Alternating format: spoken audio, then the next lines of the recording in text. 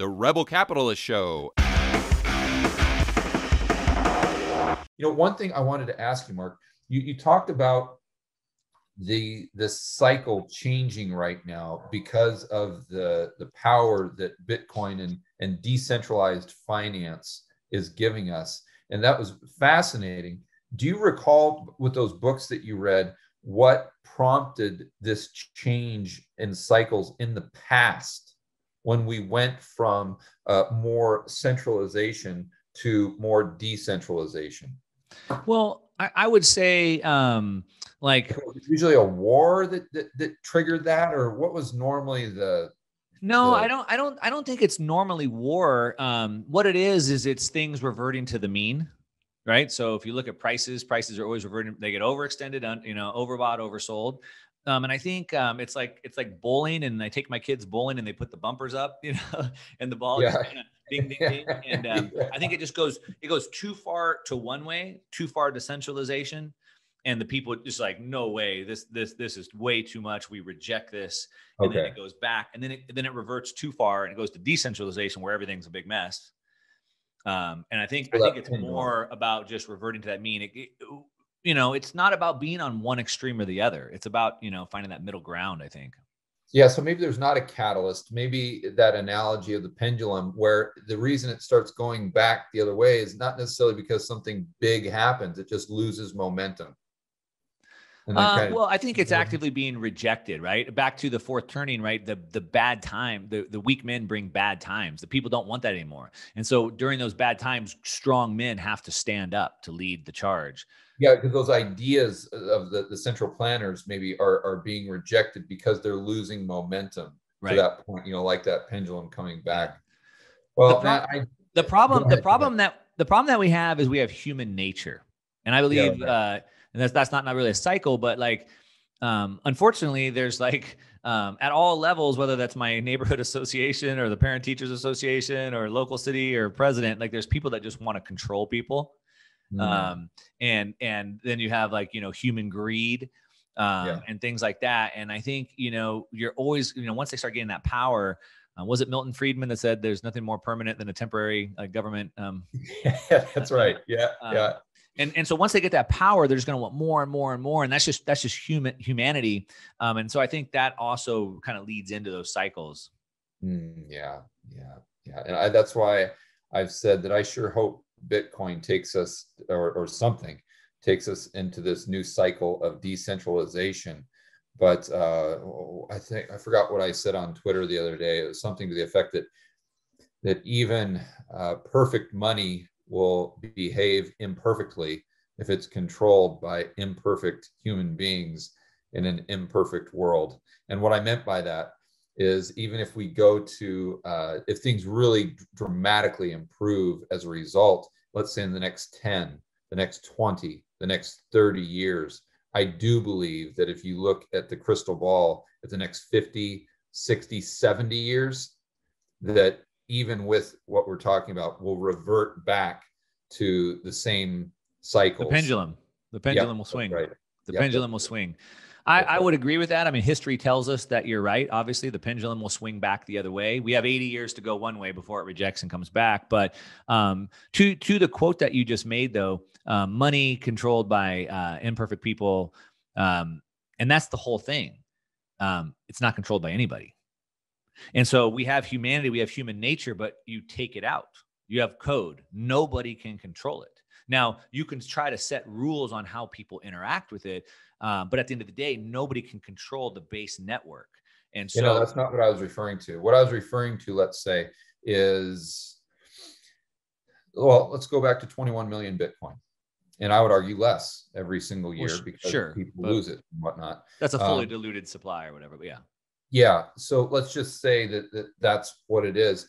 And people are really freaked out because of what has happened with the overcreation of money. So for the next 10 years, everyone's like, nope, we're not doing this fractional reserve thing. We're going to do full reserve lending with Bitcoin, and it's going to be decentralized, peer-to-peer, or maybe it'll be slightly centralized with a private equity firm or an angel investor or something like that, where you want to get a little bit more return on your money and you don't have the time to focus on these investments, but it's only being lent out on a full reserve basis. Or even fractional.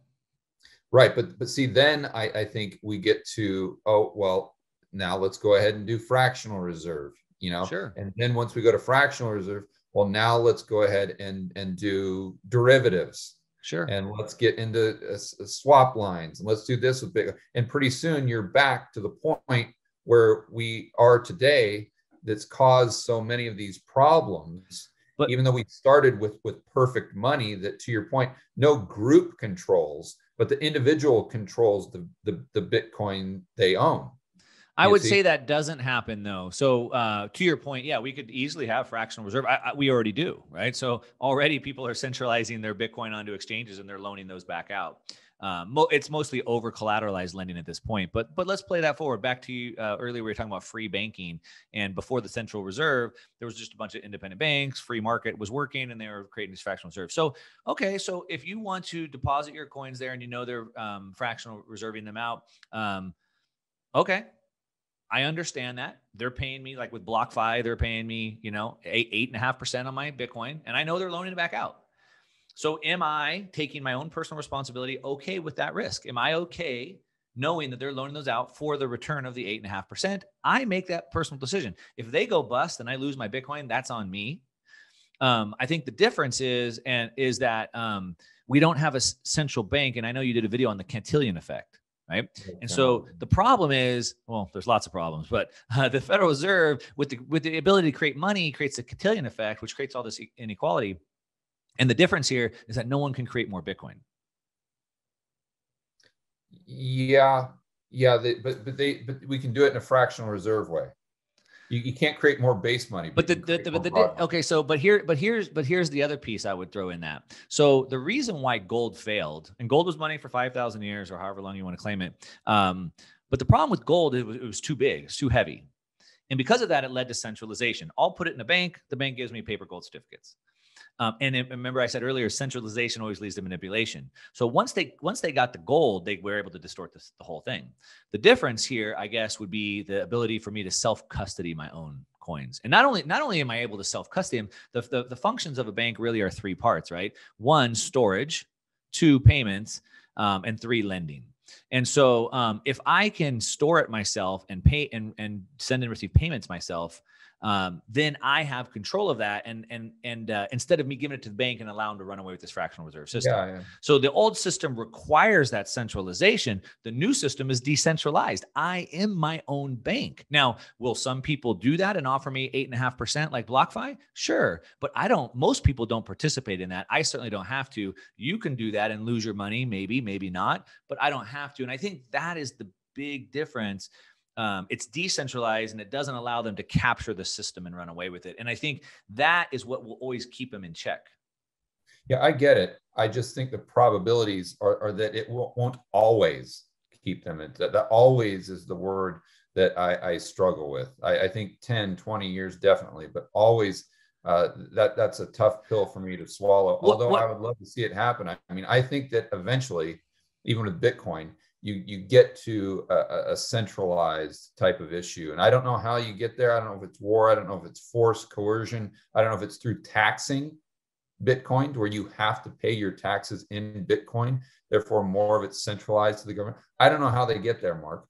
But I would say, so two things I would say to that. One, I think, like I said, it's a technological revolution. So just like I look at this as not just a new money. It's like the internet itself, right? Where this changes the way humanity works.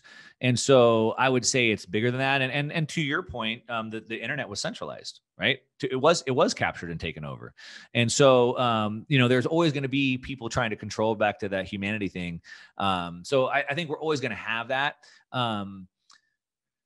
It's going to be interesting to see how it plays out. But here's where I put the second piece in, and that's back to the competition. And I believe it's competition that always beats central planning. And so if we can, by me being able to hold my wealth, protect my wealth, and move my wealth anywhere in the world, I hope that it keeps that competition loop open. And I believe as long as the competition loop is open, better service, better product, better prices, I believe that competition is what, if we can keep our value, the competition loop stays open, and the competition loop will always provide a free place in the world. I hope. That's my hope. I don't, let me say this, George. I don't see any other solution. Not one. I agree. And that's why I'm all in on Bitcoin, because I know this might sound a little hyped, but I'm at the point where like, I don't see another solution, George. And if this fails, we're doomed, man. Yeah. No, well, I hope we're not doomed, but I completely agree that this is, you know, our best alternative, along with other things, along with things that you're doing as far as getting the word out, spreading the message, waking people up to what's happening with the centralization and these cycles. I mean, that's really the most important part at the end of the day, and as far as I'm concerned. But we definitely agree on, you know, the next few decades. And if we have any disagreement whatsoever, it's just what may happen, or the probabilities of what would happen in 50 years. Yeah. So I don't know if that's a huge disagreement.